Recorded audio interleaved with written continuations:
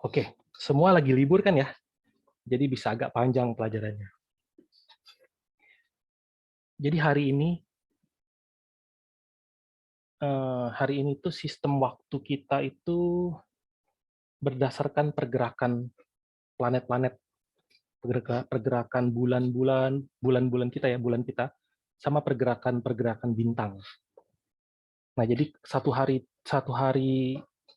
kita itu sebenarnya tuh berdasarkan putaran bumi. Ketika bumi berputar pada porosnya, satu putaran itu satu hari.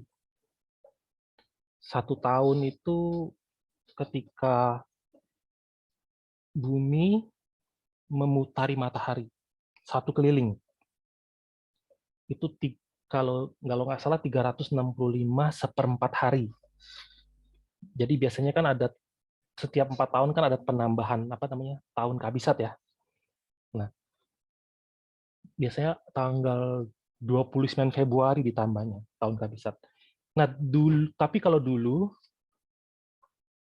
tuh zaman dulu mereka nggak pakai kalender matahari, mereka pakai kalender bulan, pakai pergerakan bulan.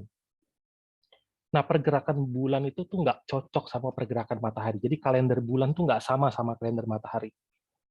Biasanya kalau bulan itu ya, siklus bulan itu tuh 27 hari. 27 hari hampir hampir 28 hari. Jadi kalau misalnya kita mau dikonversikan ke dalam tahun matahari, harusnya tuh satu tahun matahari itu bukan 12 bulan, harus 13 bulan. Itu jadi sistem kalender kita hari ini sama kalender zaman dulu tuh beda. Tapi kalau minggu itu 7 hari kan, setiap 7 hari itu kita bilang seminggu. Kalau berbagai kebudayaan seminggu itu beda-beda. Kayak misalnya di Mesir lama itu satu minggu itu 10 hari. Kalau baca di internet Roma ya, Roma tuh satu minggunya 8 hari. Nah dulu di negara Babel, Irak, kalau hari ini Irak ya, mereka mereka tuh unggul dalam hal perbintangan. Jadi mereka lihat-lihat matahari, lihat-lihat bulan, lihat-lihat planet-planet, lihat-lihat apa ya, bintang-bintang. Mereka kalau di bahasa Inggris kan tuh kayak misalnya Sunday, hari matahari kan Sunday. Monday, hari bulan gitu. Atau Saturday. Saturday itu Saturn Day, hari Sabtu. Jadi nama-nama planet itu dipakai jadi nama hari. Biasanya di Irak itu, memang Irak nggak pakai bahasa Inggris, maksud saya di Irak itu mereka lihat perbintangan, mereka sebut nama-nama hari itu dalam siklus 7 hari. Jadi bagi mereka itu tetap setiap bulan itu 28 hari. Satu bulan itu 28 hari, 4 minggu. Itu berlangsung sampai sekitar tahun abad ke-6 sebelum Masehi. Nah, ketika orang-orang ditawan ke Babel, banyak tuh orang ditawan, termasuk orang-orang Yahudi. Nah, itu nyebar sistem, kalau dari sejarah ya, dari sejarah di Wikipedia saya lihat, sistem kalender itu akhirnya nyebar ke Persia, nyebar ke Roma, nyebar ke India, nyebar ke China. Akhirnya kemudian pada tahun abad ketiga Masehi, Raja Roma waktu itu Konstantin umumin, kita nggak lagi pakai kalender satu minggu 8 hari, kita pakai kalender 7 hari satu minggu. Dan setiap hari ketujuh hari Minggu itu setiap hari Minggu itu hari libur. Mereka tentukan begitu. Setiap hari Minggu hari libur. Nah, jadi secara dunia sistem kalender itu penting. Jadi untuk memperhitungkan momen-momen tertentu, atau untuk menunjukkan sesuatu hal di masa lalu, dipakailah kalender. Terutama kalau di zaman sekarang tuh penting sekali buat pertanian. Karena kalau bertaninya nggak lihat kalender, bisa salah, bisa gagal panen. Jadi harus tahu musimnya kapan. Jadi banyak hal, banyak keuntungan dipakai dengan menyamakan kalender hari ini. Nah, tapi kalau di Alkitab, tujuan kalender itu beda. Hari-hari di Alkitab tuh nggak dikasih nama. Misalnya kayak hari ini, Senin, Selasa gitu. Di Alkitab nggak dikasih nama. Di Alkitab cuma ditulis hari 1, hari 2, terus sampai hari ke-7. Lucu ya? Alkitab nggak kasih nama, cuma tulis saja hari pertama, hari kedua, sampai hari ke-7. Kalau kita lihat dari sudut pandang kita hari ini, hari-hari itu nggak ada bedanya. Hari Senin, hari Selasa, hari Rabu, ya waktunya sama. Nggak ada perbedaan. Secara astronomi itu nggak ada perbedaan. Waktunya nggak lebih panjang, juga nggak lebih pendek. Sama. Sama-sama terbit, sama-sama terbenam. Di jadwal yang tetap. Nah, tapi ketika Alkitab ngomongin hari, Alkitab membedakan satu hari, yaitu hari ke-7. Allah berbicara katanya, hari ke-7 ada Sabat. Jadi Allah memisahkan hari ke-7. Suatu hari yang Allah pisahkan secara khusus dengan tujuan yang khusus. Allah menganggap hari ini tuh hari yang terutama, hari yang sangat berharga.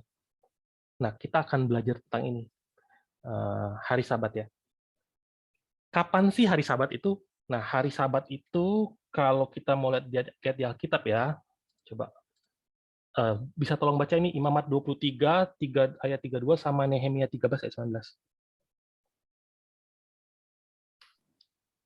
Mulai dari saat matahari terbenam pada tanggal 9 bulan itu sampai saat matahari terbenam pada tanggal 10, harus kamu rayakan seperti hari Sabat, hari yang khusus untuk istirahat. Sepanjang hari itu kamu harus berpuasa. Nehemia 13:19. Sebab itu kuperintahkan supaya pada awal setiap hari Sabat, yaitu Jumat malam, pintu-pintu gerbang kota ditutup segera setelah petang dan tak boleh dibuka sebelum hari Sabat lewat pada hari Sabtu malam. Kutempatkan beberapa anak buahku di pintu-pintu gerbang itu untuk mengawasi supaya pada hari Sabat tak ada barang dagangan yang dibawa masuk ke dalam kota. Jadi ketahuan tuh dari 2 ayat itu. Jumat malam jam 6 sore sampai 6 sore di hari Sabtu itu Sabat. Nah, Sabat sendiri artinya tuh istirahat, berhenti. Nah, jadi nanti kalau kita bicara Sabat tuh bukan hanya ada hari Sabat ya, ada tahun Sabat. Nah, sekarang kita akan lihat tahun Sabat ini, hari Sabat ini kapan sih dikasih perintah secara resminya? Kalau kita lihat perjalanan umat Israel, ketika umat Israel pergi dari Mesir, ketika mereka sampai di Gunung Sinai kan Tuhan kasih mereka 10 perintah kan. Nah, tentang perintah keempat, dikasihnya begini, ingatlah dan kuduskanlah hari Sabat, 6 hari lamanya engkau akan bekerja dan melakukan segala pekerjaanmu. Tetapi hari ke-7 adalah hari Sabat Tuhan Allahmu.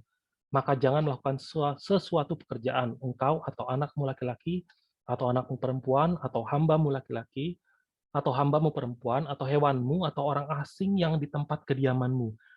Sebab 6 hari lamanya Tuhan menjadikan langit dan bumi, laut, dan segala isinya. Dan ia berhenti pada hari ke-7. Itulah sebabnya Tuhan memberkati hari Sabat dan menguduskannya. Nah, tentang perintah keempat, ini kan perintah keempat ya. Tuhan kasih tahu alasannya kenapa harus jaga Sabat di ayat 11. Yaitu 6 hari lamanya Tuhan menciptakan langit dan bumi. Jadi alasan jaga Sabat apa? Ketika mereka keluar dari Mesir, dikasih tahu, jaga Sabat ya. Kenapa jaga Sabat? Ini alasannya. Pekerjaan penciptaan Allah. Selama 6 hari itu Allah menciptakan. Nah, di hari ke-7 Allah istirahat. Itu ada di Kejadian 2 ayat 1-3. Nah, jadi sejak penciptaan, jadi Musa tuh ngajarin bahwa sejak penciptaan, siklus 7 hari itu selalu diberikan.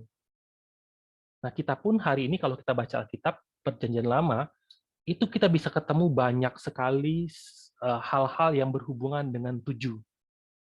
Misalnya, Waktu mereka keluar, mereka harus makan roti tidak beragi sama sayur pahit selama berapa hari? 7 hari. Terus ketika mereka jalan di padang gurun, Tuhan turunkan mana dari sorga. Itu siklusnya 7 hari sekali, 7 hari sekali itu nggak diturun mananya. Dari hari pertama sampai hari ke-6 mananya turun. Setiap hari ke-7 Tuhan nggak turunin mana. Nah ini, jadi untuk selalu mengingatkan orang-orang Israel tentang siklus 7 hari, dikasihlah beberapa peristiwa. Supaya mereka ingat, oh, hari ke-7 itu Allah beristirahat. Hari ke-7 Allah beristirahat. Nah, kemudian 40 tahun kemudian, setelah mereka keluar dari Mesir, orang-orang yang menerima perintah ini mati. Sekarang giliran anak-anak mereka, keturunan-keturunan mereka. Di dataran Moab, 40 tahun kemudian diulangi lagi. Tapi perbedaannya tuh ada di alasannya. Di ayat 15. Sebab haruslah kau ingat bahwa engkau pun dahulu budak di tanah Mesir dan engkau dibawa keluar dari sana oleh Tuhan Allahmu dengan tangan yang kuat dan dengan yang teracung. Itulah sebabnya Tuhan Allahmu memerintahkan engkau merayakan hari Sabat. Jadi ada dua alasan. Di kitab Ulangan, masa akhir perjalanan padang gurun, dijelaskan alasannya itu adalah kamu dulu budak. Jadi, bagi seluruh umat Israel, kalau kita lihat umat Israel sebagai keseluruhan, yang keluar dari Mesir, umat yang sedang keluar dari Mesir dan masuk ke Kanaan, mereka menjaga Sabat setiap 7 hari kan, jaga Sabat, sambil ngapain? Sambil mengingat kalau Allah beristirahat di hari ke-7, dan sambil mengingat bahwa apa? Oh, dulu nenek moyang kami itu budak di Mesir, tapi kami dilepaskan Tuhan. Nah, sejak saat itu setiap 7 hari mereka ingat itu, 7 hari lagi ingat itu. Paham ya maksudnya ya? Setiap 7 hari mereka ingat peristiwa-peristiwa itu. Nah, apakah tindakan seremonial, ini kan seremonial kan, berulang-ulang setiap 7 hari, itu adalah suatu peristiwa yang tujuannya mengingat hal-hal masa lalu saja, mengingat hal-hal masa lalu gitu. Enggak kan? Ada arti sejati, ada kehendak Allah yang tersembunyi dalam perintah ini. Kalau kita nggak paham ini, nanti kita bisa salah mengartikan dan salah dalam menjaganya. Nah, jadi pertanyaannya, kenapa sih Allah kasih kita hari Sabat? Kenapa Allah kasih hari Sabat kepada umat Israel dulu? Kenapa Allah kasih hari Sabat pada umat Israel dan bahkan bikin mereka menjaganya? Kita lihat waktu di zaman Yesus ya, Yesus itu banyak dituduh melanggar hari Sabat. Karena Yesus tuh banyak melakukan pekerjaan di hari Sabat kan. Nah, kita akan lihat alasan. Ini adalah alasan-alasan kenapa Tuhan kasih hari Sabat kepada orang Israel. Alasan pertama, ini adalah alasan yang harus diingat. Jadi kalau pelajaran hari ini lupa semua, nomor 1 ini jangan pernah lupa ya. Alasan Allah kasih hari Sabat itu agar manusia bisa kembali ke pelukan Allah. Agar manusia bisa kembali ke pelukan Allah. Nah, waktu kejatuhan manusia itu tuh pergi dari hadapan Allah, pergi dari pelukan Allah. Bagaimana rupa manusia ketika kejatuhan? Coba kita baca ya, di sini nih. Kita baca dulu rupa dari Allah, Keluaran 20 ayat 21, sama 1 Raja-Raja 8 ayat 12. Keluaran 20 ayat 21, adapun bangsa itu berdiri jauh-jauh, tetapi Musa pergi mendekati embun yang kelam di mana Allah ada. 1 Raja-Raja 8 ayat 12. Pada waktu itu berkatalah Salomo, Tuhan telah menetapkan matahari di langit, tetapi ia memutuskan untuk diam dalam kekelaman. Diterangkan bahwa apa? Seolah-olah rupa Allah itu jauh kan? Terpisah dari manusia. Coba baca rupa dari manusia. Yesaya 9 ayat 1 sama Matius 4 ayat 16. Yesaya 9 ayat 1. Tetapi tidak selamanya akan ada kesuraman untuk negeri yang terintil itu kalau dahulu Tuhan merendahkan tanah Zebulon dan tanah Naftali. Maka di kemudian hari akan memuliakan jalan ke laut daerah seberang sungai Yordan wilayah bangsa-bangsa lain. Matius 4 ayat 16. Bangsa yang diam dalam kegelapan telah melihat terang yang besar, dan bagi mereka yang diam di negeri yang dinaungi maut telah terbit terang. Jadi dideskripsikan apa? Umat yang tinggal dalam gelap, umat yang tinggal dalam gelap gulita, umat yang tinggal di dunia yang tidak ada terang. Ini rupa manusia. Jadi setelah kejatuhan, rupa Allah sama rupa manusia itu dideskripsikan apa? Mereka itu nggak jadi satu, terpisah. Terpisah jauh. Yesus kasih perumpamaan Lazarus sama orang kaya itu apa? Ada jurang yang tak terhampiri. Jadi benar-benar terpisah. Manusia terpisah dari Allah. Manusia terlepas dari pelukan Allah. Beda sisi, beda kubu. Tapi dengan membuat pembedaan di hari Sabat, Tuhan sedang sampaikan apa? Jadi Tuhan kasih tahu, ketika Tuhan memberikan Sabat, itu seolah-olah Allah lagi ngomong ya, nggak usah nunggu hari penghakiman terakhir. Kan manusia kan hidup, mati, terus dihakimi kan. Nanti diputuskan mau ke surga atau mau ke neraka, mau bersama Allah atau enggak. Tapi Tuhan ngomong apa? Lewat Sabat, nggak usah nunggu nanti, nggak usah nunggu akhir. Dari sekarang pun, kamu, umat yang bernaung dalam kegelapan, saya izinkan kembali. Maka, di setiap hari Sabat, di setiap siklus 1 minggu, kamu boleh datang. Nah, ketika kamu datang kepadaku, kita bersama-sama di hari itu. Immanuel. Jadi, Allah hendak secepatnya membuat manusia kembali ke pelukan Allah. Ini sebenarnya alasan dikasih hari Sabat. Alasan kedua, lewat hari Sabat, Allah hendak mengajarkan bahwa Tuhanlah itu Allah yang menciptakan manusia. Kalau baca di Keluaran 20 ayat 11, sebab 6 hari lamanya, saya bacain ya, Keluaran 20 ayat 11, sebab 6 hari lamanya Tuhan menjadikan langit dan bumi, laut, dan segala isinya, dan ia berhenti pada hari ke-7. Itulah sebabnya Tuhan memberikan hari Sabat dan menguduskannya. Yehezkiel 20 ayat 20 juga tulis, kuduskanlah hari-hari Sabatku, sehingga itu menjadi peringatan di antara aku dan kamu, supaya orang mengetahui bahwa akulah Tuhan Allahmu. Nah, jadi supaya orang tahu akulah Tuhan. Jadi orang yang nggak tahu tentang Tuhan, itu adalah orang yang paling kasihan sebenarnya. Itu alasan kedua, kenapa Tuhan kasih hari Sabat. Alasan ketiga, lewat hari Sabat, Allah mengajarkan bahwa Tuhan bisa menguduskan manusia. Tuhan bisa menyucikan manusia. Coba baca, Keluaran 20 ayat 12.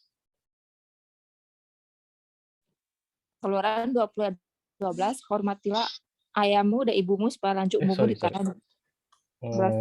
Keluaran 31 ayat 13. 31. Keluaran 31 ayat 13 ya, Keluaran 31 ayat 13, katakanlah kepada orang Israel demikian, akan tetapi hari-hari Sabatku kamu harus pelihara, sebab itulah peringatan antara aku dan kamu turun-temurun, sehingga kamu mengetahui bahwa akulah Tuhan yang menguduskan kamu. Amin. Ini kan Tuhan yang menguduskan kamu. Jadi saat mereka menjaga hari Sabat, mereka bisa tahu apa? Mereka bisa mengalami proses pengudusan.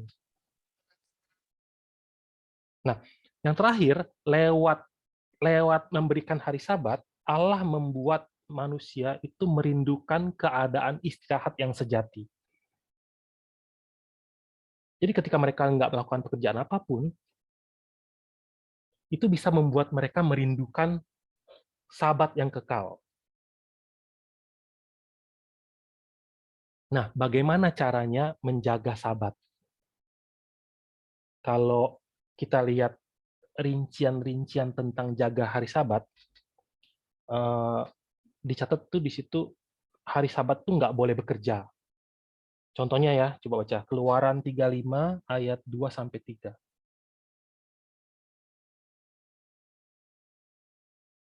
Keluaran 35 ayat 2 sampai 3, 6 hari lamanya boleh dilakukan pekerjaan, tetapi pada hari yang ketujuh haruslah ada perhentian kudus bagimu, yakni Sabat, hari perhentian penuh bagi Tuhan. Setiap orang yang melakukan pekerjaan pada hari itu haruslah dihukum mati.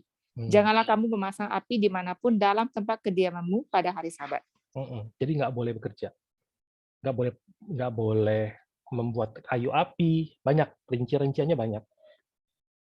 Tapi ada beberapa hal yang boleh dilakukan di hari Sabat. Misalnya, kita boleh menyajikan roti sajian. Itu dicatat di Imamat 24 ayat 8. Nggak usah dibaca ya, itu dicatat aja. Imamat 24 ayat 8 itu boleh. Kita memberikan roti sajian boleh. Terus, kalau kita mau memberikan persembahan di hari Sabat, boleh juga. Itu dicatat di Bilangan 28 ayat 9 sampai 10. Terus juga boleh menyunatkan orang di hari Sabat juga boleh. Terus apalagi yang boleh? Pergi mengunjungi nabi di hari Sabat boleh. Perang juga boleh. Kalau di hari Sabat kita boleh perang. Nah, hal-hal yang diperbolehkan di hari Sabat itu mengajarkan kepada kita apa? Oh, yang diperbolehkan untuk dilakukan di hari Sabat itu segala sesuatunya berhubungan dengan ibadah. Jadi fokus di hari Sabat itu nggak boleh melakukan apapun, kecuali yang menyangkut dengan ibadah. Nah, jadi kalau kita mau lihat tentang beribadah di hari Sabat itu boleh. Jadi fokusnya itu ketika hari Sabat, ibadah. Nah, tapi bagaimanakah umat Israel menjaga hari Sabat? Sekarang kita lihat ya, bagaimana orang Israel menjaga hari Sabat. Dua hal yang kita bisa simpulkan. Mereka menjaga Sabat itu sebagai formalitas, sambil hatinya nggak rela. Bahkan mereka melanggar kekudusan hari Sabat. Kita lihat ya. Jadi ada saatnya mereka jaga sebagai formalitas, ada saatnya mereka nggak jaga, bahkan melanggar kekudusan hari Sabat. Ini saya kasih timeline. Timeline sejak perintah itu diberikan di padang gurun, bangsa Israel masuk ke Kanaan tahun 1406. Kemudian 400 tahun berlalu sampai ke Raja Saul, itu zaman hakim-hakim. Kemudian Raja Saul turun, mati, digantikan Raja Daud. Kemudian Daud digantikan Salomo. Kemudian setelah Salomo, anaknya, di zaman anaknya Rehabeam, itu negaranya pecah. Israel pecah, 12 suku pecah. 10 suku bikin utara, 2 suku bikin Yehuda Selatan.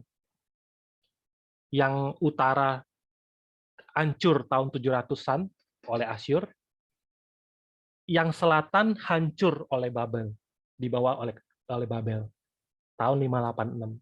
Kemudian mereka pulang dari Babel itu, pemulangan terakhir itu tahun 444, itu zamannya Nehemia.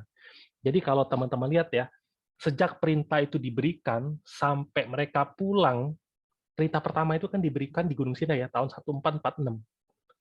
Jadi udah 1000 tahun sampai mereka pulang. Ini timeline 1000 tahun. Siklus 1000 tahun. Nah, sejarah ini begitu memalukan. Banyak sekali dalam 1000 tahun ini mereka nggak jaga Sabat. Contoh, waktu mereka masuk Kanaan aja ya, zaman hakim-hakim, mereka tuh nggak jaga Sabat. Bahkan mereka menyembah berhala. Di zaman raja-raja pun, yang utara menyembah berhala, yang selatan menyembah berhala. Hanya beberapa raja yang baik.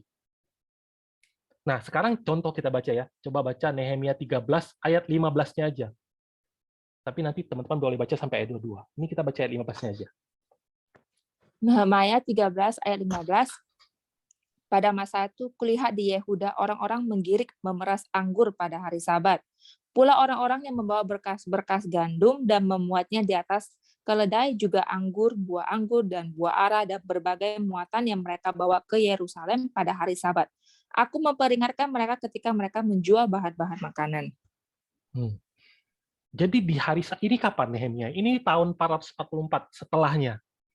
12 tahun setelahnya, 12 tahun. Jadi 432. Dia udah balik, dia balik ke Persia, terus dia balik lagi ke Israel. Dia lihat, astaga, mereka nggak jaga Sabat.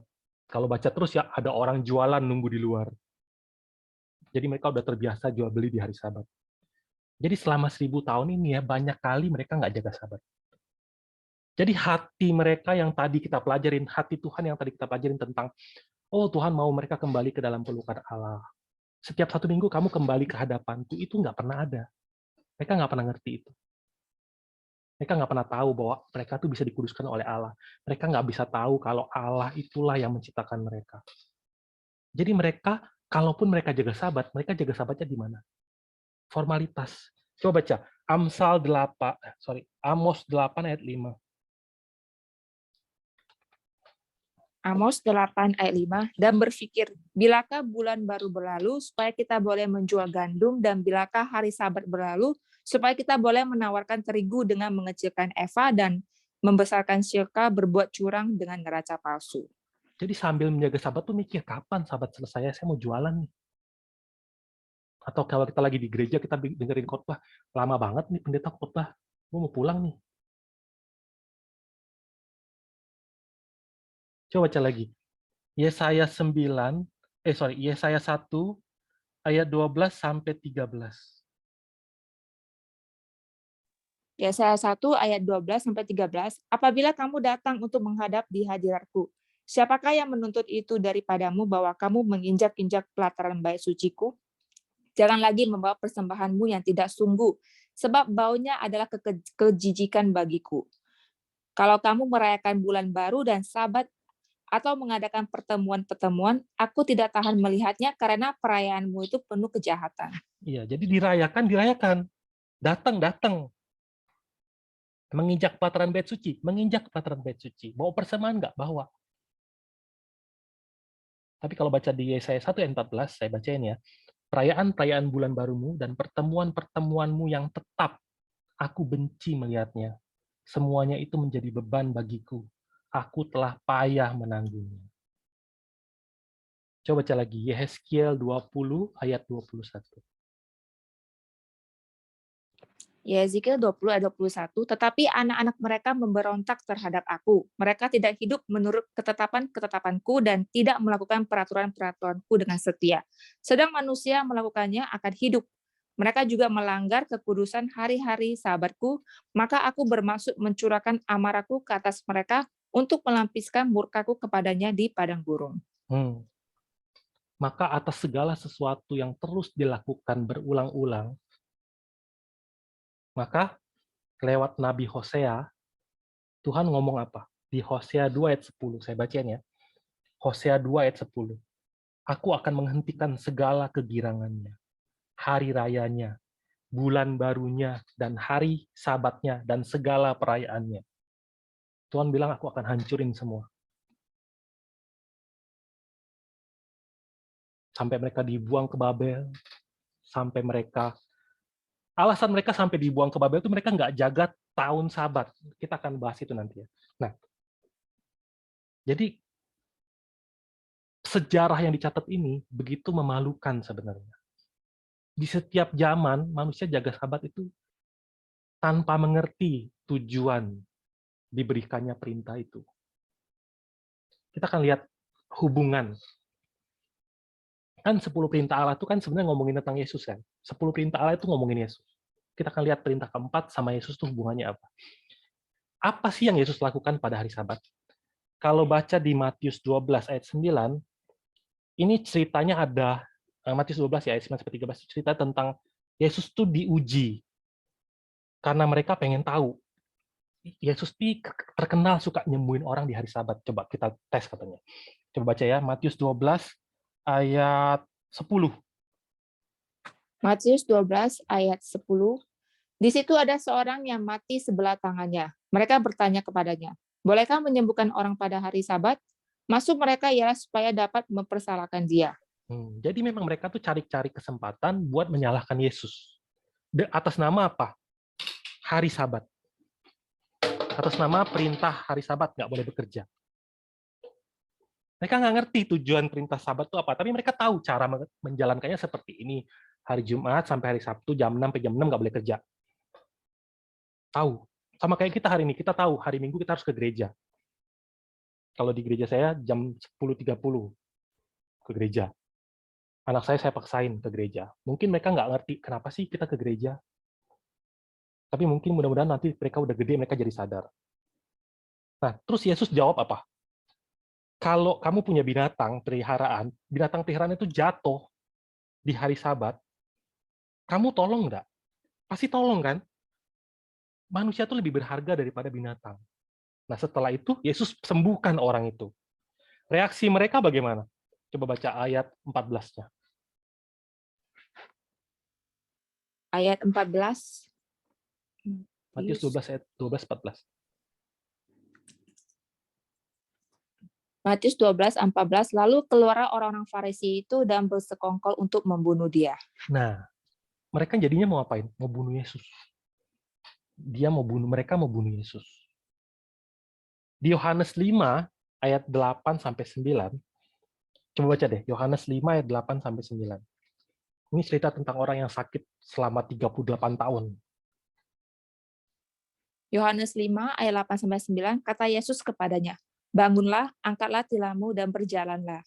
Dan pada saat itu juga sembuhlah orang itu, lalu ia mengangkat tilamnya dan berjalan. Tetapi hari itu hari Sabat. Ayat 16, ayat 16.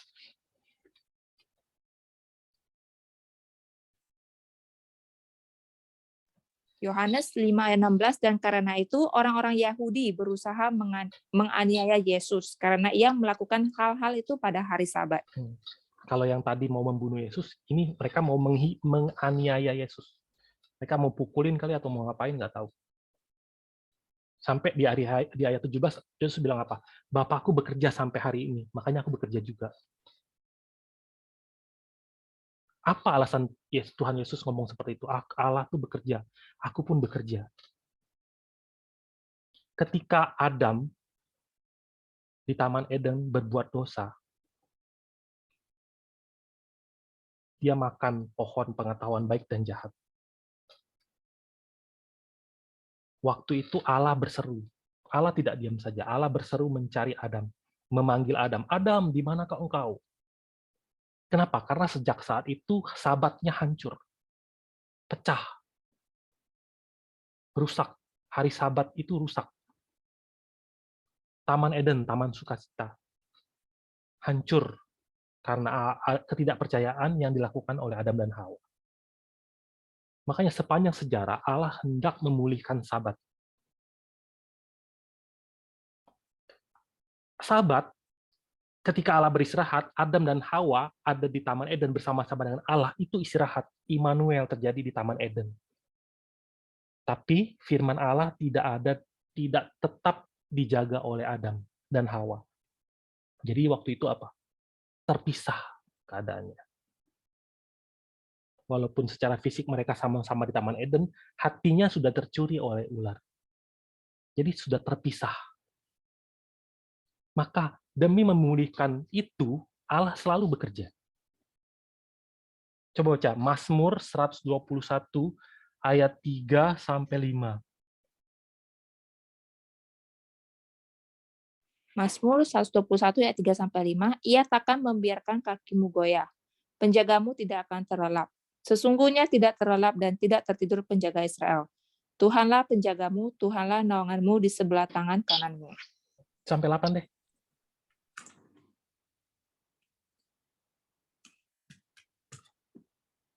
Ayat 6 sampai 8, matahari tidak menyakiti engkau pada waktu siang atau bulan pada waktu malam. Tuhan akan menjaga engkau terhadap segala kecelakaan, ia akan menjaga nyawamu. Tuhan akan menjaga keluar masukmu dari sekarang sampai selama-lamanya. Yesus tuh bisa kan menyembuhkan orang di hari lain, tapi demi membongkar kemunafikan mereka, Yesus bekerja di hari Sabat. Karena mereka nggak ngerti dunia Sabat.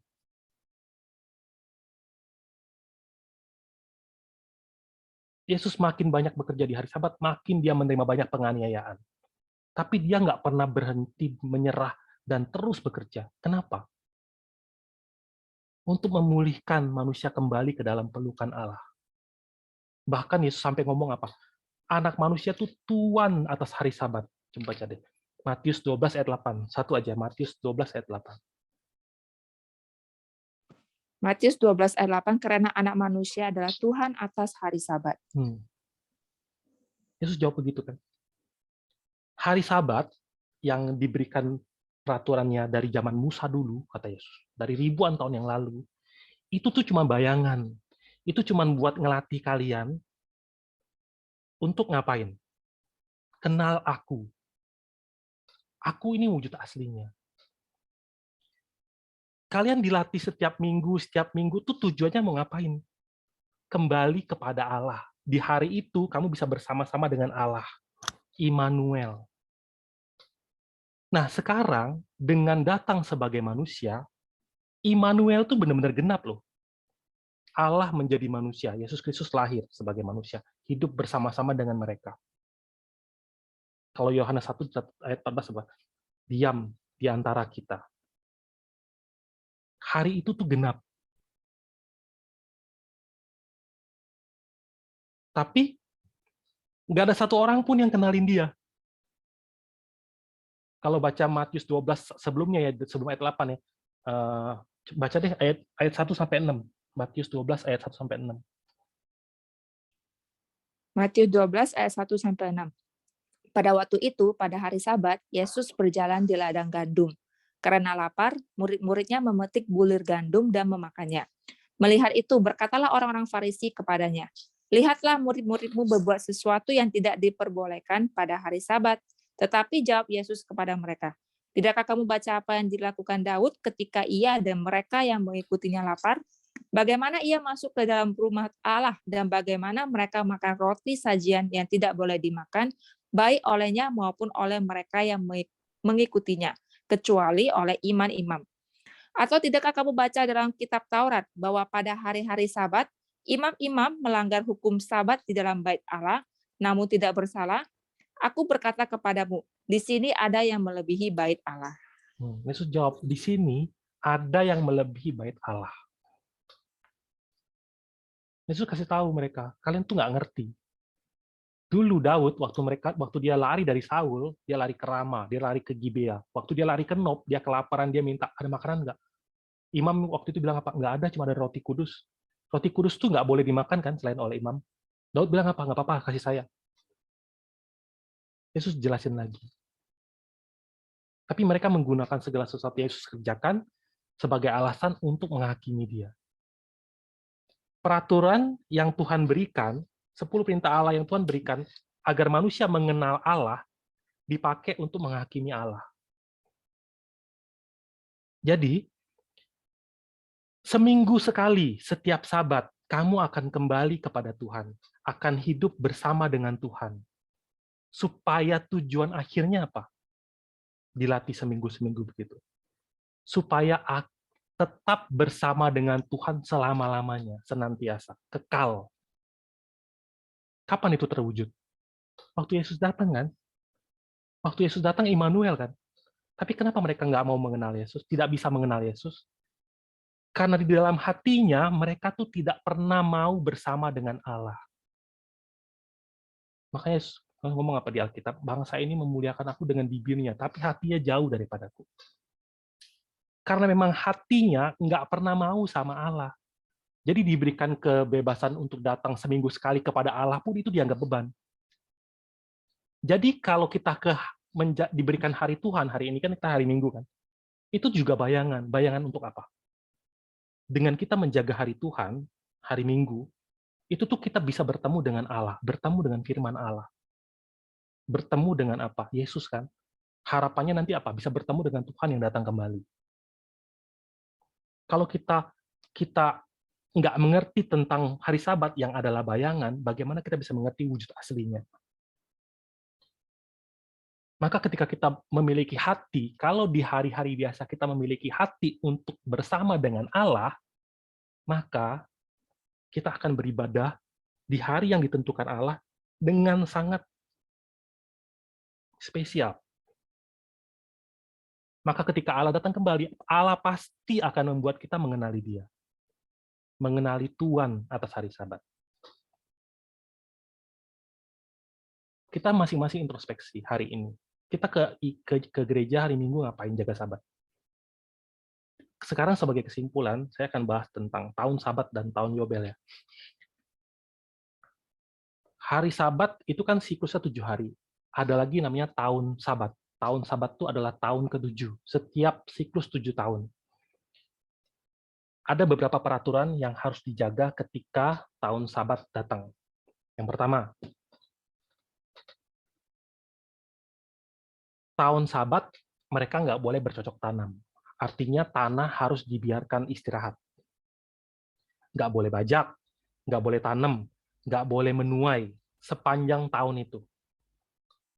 Kemudian kalau ada hutang-hutangan antar umat Israel, mereka saling berhutang kan. Nah, itu harus dihapuskan, hutangnya harus dianggap lunas. Kemudian pada tahun Sabat, kalau ada budak yang aslinya orang Ibrani, itu harus dibebasin. Misalnya ada orang kerabatnya gitu, sesama suku Israel, terlilit utang, bahkan mereka sudah menjual semua hartanya. Terakhir mereka jual apa?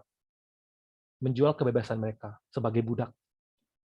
Maka setiap tahun ke-7, orang Israel yang jadi budak ini bisa bebas. Itu peraturan yang diberikan Tuhan setiap 7 tahun sekali. Nah, kemudian ada lagi namanya tahun Yobel. Tahun Yobel itu adalah setelah tahun Sabat siklusnya berlalu 7 kali, jadi 49 tahun ya. Jadi tahun Sabatnya 1 kali sampai 7 kali tahun Sabat. Nah, tahun berikutnya itu tahun Yobel. Tahun ke-50 itu tahun Yobel. Peraturan Yobel ini mirip seperti tahun Sabat, hanya lebih dahsyat. Jadi, peraturannya apa? Di tahun Yobel, kalau kita beli tanah ya, beli tanah, itu tanahnya harus dibalikin ke pemilik semula. Dibalikin. Cuma-cuma dibalikin. Rumah pun, kalau sudah dibeli, harus dibalikin ke pemilik asli. Kemudian tanah tetap nggak boleh dikerjakan. Terus kita pikirkan, kalau nggak boleh bercocok tanam, mereka makan apa?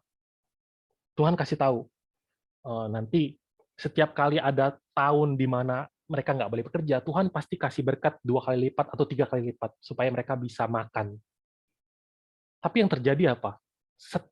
Ketika peraturan ini diberikan, umat Israel tuh nggak pernah jaga. Jadi walaupun di tahun-tahun sebelumnya Tuhan kasih berkat berkali-kali lipat, karena keserakahan tahun itu mereka tetap bekerja. Tanah tidak diistirahatkan. Kemudian surat hutang mereka nggak mau hapuskan. Jadi kalau ada saudaranya punya hutang, mereka nggak mau anggap lunas. Kalau ada rumah yang dijual, begitu tahun Yobel datang, mereka nggak mau balikin. Ada saudaranya yang bekerja sebagai budak, mereka nggak mau bebasin. Nah, sebenarnya lewat peraturan tahun Sabat dan tahun Yobel, Tuhan tuh mau ngajarin bahwa manusia haruslah berserah kepada Allah, berserah sepenuhnya kepada Tuhan. Manusia haruslah percaya bahwa yang memberkati dan mencukupkan kebutuhan kita itu bukan ladang, tapi Allah. Kalau kita nggak bekerja di hari Sabat, masih oke kan? Hari Sabat dong, Minggu. Kita nggak kerja. 1 hari doang kan? Tapi kalau nggak bekerja setahun, akal sehat kita tuh kayak bertentangan kan? Nggak bekerja setahun. Nggak menabur, nggak menuai selama setahun. Kalau tahun Sabatnya besoknya tahun Yobel, 2 tahun nggak kerja. Tapi Tuhan janji, Tuhan akan kasih berkat 3 kali lipat di tahun ke-6-nya. Coba baca deh, Imamat 25, ayat 21 sampai 22. Imamat 25, 21 sampai 22. Maka aku akan memerintahkan berkatku kepadamu dalam tahun yang ke-6, supaya diberikan hasil untuk 3 tahun. Dalam tahun yang ke-8 kamu akan menabur, tetapi kamu akan makan dari hasil yang lama sampai kepada tahun yang ke-9. Sampai masuk hasilnya, kamu akan memakan yang lama. Hmm. Jadi Tuhan tuh sudah kasih tahu semua dan kasih peraturan ini supaya manusia benar-benar percaya bahwa apa? Dalam kehidupan manusia, tempat kita bersandar itu tuh benar-benar adalah Allah.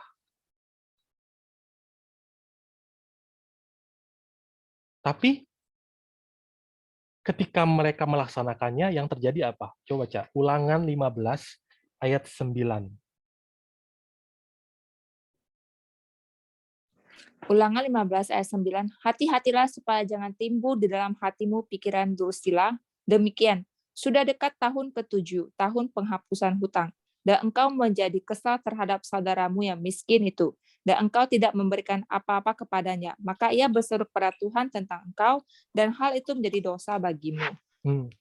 Jadi karena ada peraturan yang tidak menguntungkan bagi orang yang kaya, orang yang memiliki harta, dan sepertinya menguntungkan orang-orang yang miskin, ketika bangsa Israel tinggal di Kanaan, kan ada yang beruntung, ada yang kurang beruntung kan kehidupannya. Ada yang kaya, ada yang miskin. Yang miskin itu kalau deket tahun Sabat, mereka berlomba-lomba pinjam duit. Pinjam duit kan nanti tahun Sabat gak usah balikin. Sementara yang punya duit di dekat-dekat tahun Sabat, mereka jadi apa? Dicatat apa? Engkau menjadi kesal terhadap saudaramu yang miskin itu. Dan mereka nggak mau pinjemin apapun. Rugi. Udah deket tahun Sabat, rugi kalau aku harus jual beli. Bahkan nanti kalau baca waktu zaman raja-raja ya, di zaman raja-raja, mereka dikepung oleh Babel. Terus Nabi Yeremia bilang, kamu sih nggak bebasin budak. Mereka bebasin semua. Habis itu musuhnya lari, nggak jadi kepung lagi, mereka tangkap lagi budaknya. Karena mereka kaya, punya banyak hal, punya banyak harta, mereka bisa beli banyak. Terus ketika mereka melihat saudara-saudara miskin, mereka bisa manfaatin itu. Peraturan Sabat dan peraturan Yobel menjadi hal yang sangat merugikan bagi mereka. Kalau kita baca tentang Sabat, tentang tahun Yobel, Yesus Kristus pernah mengutip ayatnya, Lukas 4 ayat 16 sampai 21. Coba baca.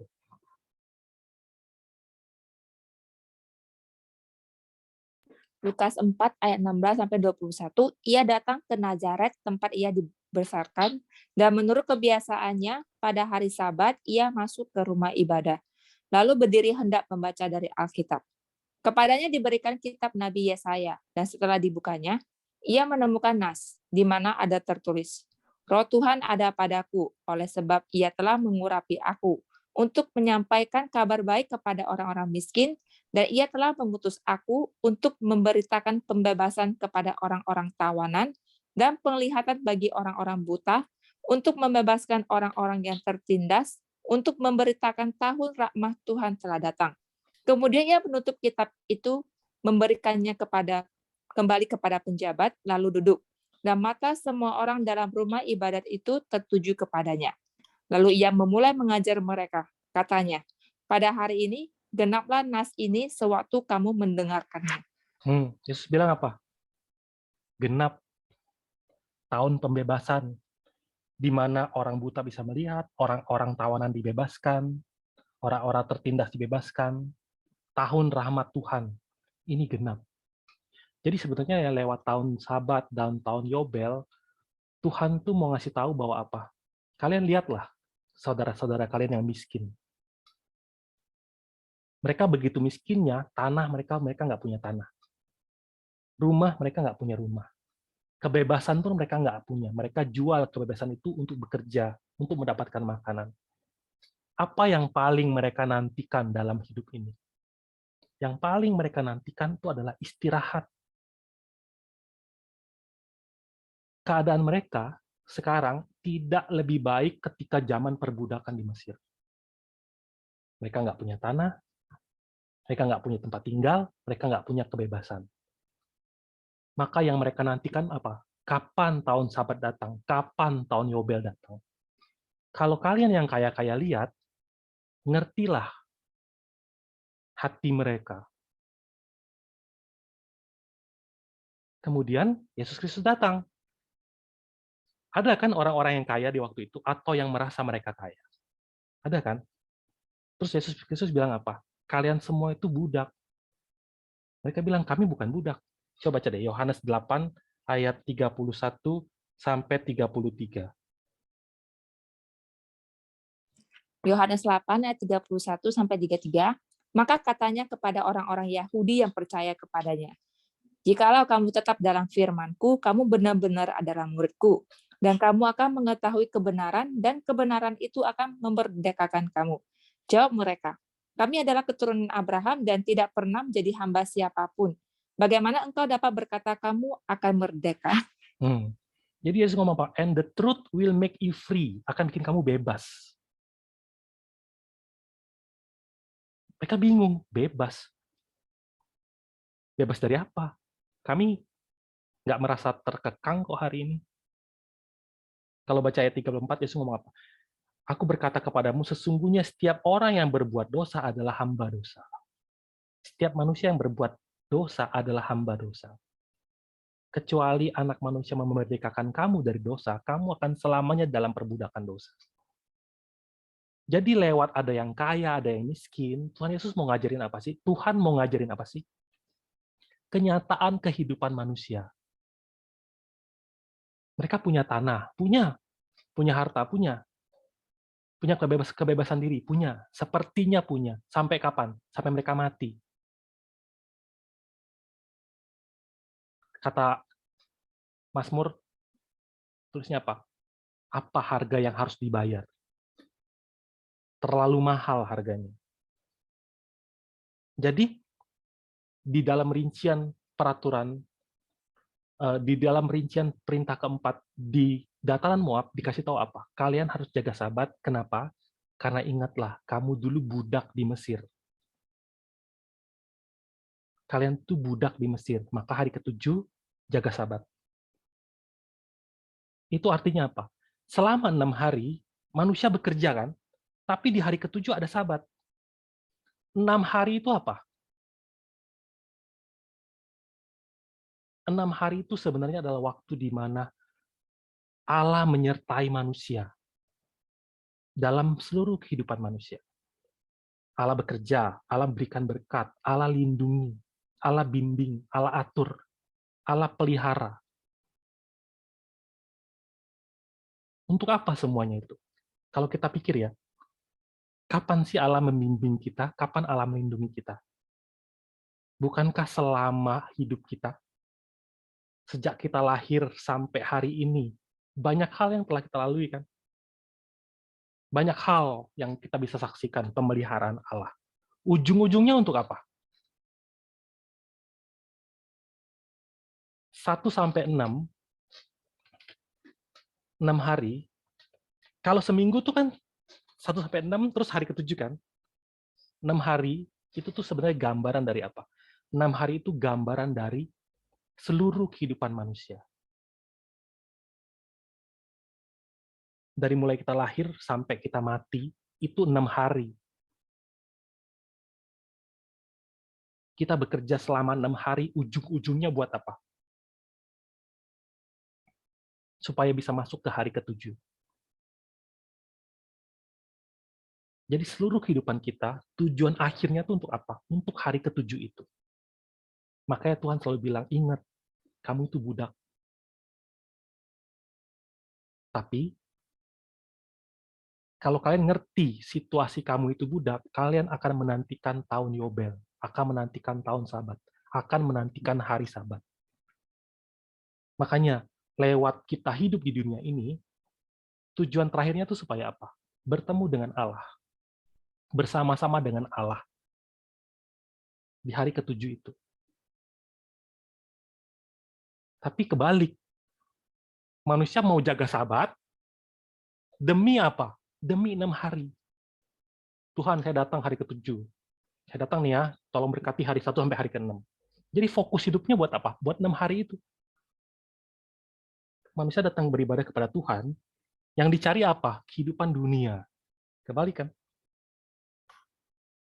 Coba baca 1 Korintus 15 ayat 19.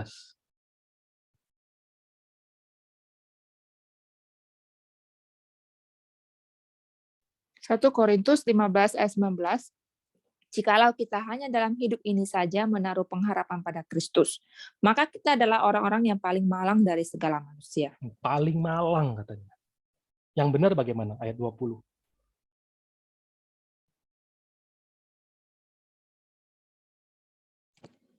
Ayat 20, tetapi yang benar ialah bahwa Kristus telah dibangkitkan dari antara orang mati sebagai yang sulung dari orang-orang yang telah meninggal. Kebangkitan, ubah, dunia yang kekal. Jadi lewat memberikan perintah menjaga Sabat, Tuhan sedang memberitahukan bahwa milikilah hati untuk selalu kembali kepada Allah, bersama-sama dengan Allah. Kayak Henok kan, hidup berjalan bersama dengan Allah. Semoga hari ini kita bisa belajar dari ketidakpercayaan dari sejarah Alkitab, yang dicatat di Alkitab, dan kita bertobat dan benar-benar mencari Sabat yang sejati sambil hidup di dunia ini, memandang hari ketujuh itu dengan iman. Sampai sini ada pertanyaan?